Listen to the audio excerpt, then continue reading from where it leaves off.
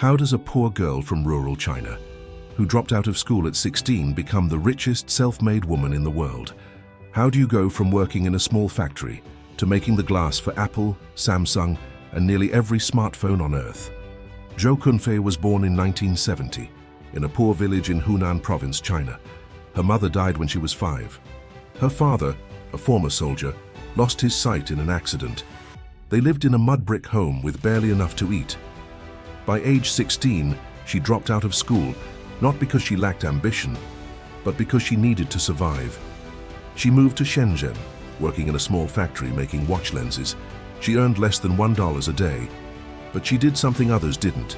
Every night after her shift, she stayed back, learning, watching, experimenting. And when the company went under, she did the unthinkable. With $3,000 in savings, she started her own factory. In a tiny apartment, she cleaned floors, handled machines, managed orders, all by herself. People said, "She's too young. She's a woman in a man's industry. She won't last." But Zhou kept going. She obsessed over perfection. Over time, her tiny factory grew. Then came the moment that changed everything. In the early 2000s, mobile phones were evolving. Tech companies needed strong, scratch-proof glass. Zhou adapted. She shifted from watch lenses to touchscreens and built Lens Technology, a company that would manufacture glass for Apple, Samsung, Huawei, and dozens of global brands. She didn't just compete, she dominated.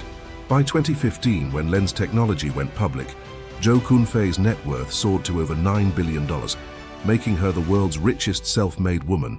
And yet, she remained quiet, humble, focused, still hands-on in her factories, still waking up at 5 a.m. to walk the production lines. Her story isn't about luck. It's about obsession, resilience, and rising where no one expects you to. So if you've ever felt small, if they've told you you're not educated enough, you're just a girl from nowhere, you should settle down and accept your limits.